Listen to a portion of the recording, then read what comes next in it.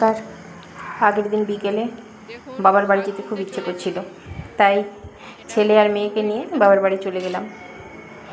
আর সকালে উঠে মাকে বলছি, আর প্রচুর শাক হয়েছে, একটু শাক ভাজা করো তো।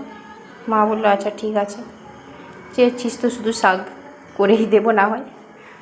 তারপর এই দেখুন, এটা পিসির মেয়ে দিদিভাই, ও এসছে, ও শাকগুলো কেটে নিচ্ছে। আর এখানে বাবার বাড়িটা দেখুন, ওদিকে পুঁই শাক লাগিয়েছে, এদিকে ঢ্যাঁড়স, আর ওই অনেকটা দূরে দেখা যাচ্ছে কচু গাছ, মানু ওখানে নাচ দিচ্ছে। আর এদিকে দেখুন বেগুন গাছ, কয়েকটা ফুল গাছগুলো দেখুন, ফুলগুলো খুব সুন্দর। এই একটু বৃষ্টি হতে ফুলগুলো ফুটছে। শাকগুলো বেছে নিচ্ছে, তারপর কুচিয়ে নিয়েছে কাকিমা।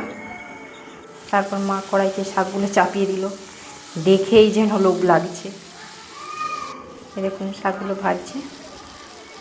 এর আগে পেঁয়াজ আর শুকনো লঙ্কাটা এখনও ভাজা হয়নি, আর পেঁয়াজটা ভেজে নিয়েছে। লবণ আর হলুদ প্রথমে দিল, লবণটাও দিয়ে দিচ্ছে। দেখুন লঙ্কা ভাজা হয়ে গেছে, গুঁড়ো করে নিচ্ছে।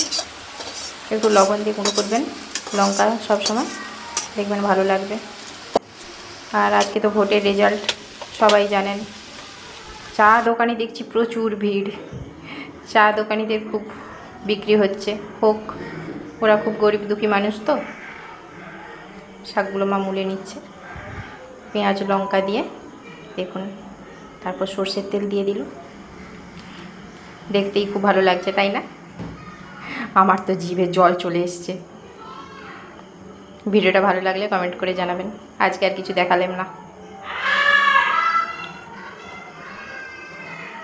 দেখুন ভাজা হয়ে গেছে, এবার ভাত খেতে বসে পড়ছি আমি, আর বেশি দেরি করছি না।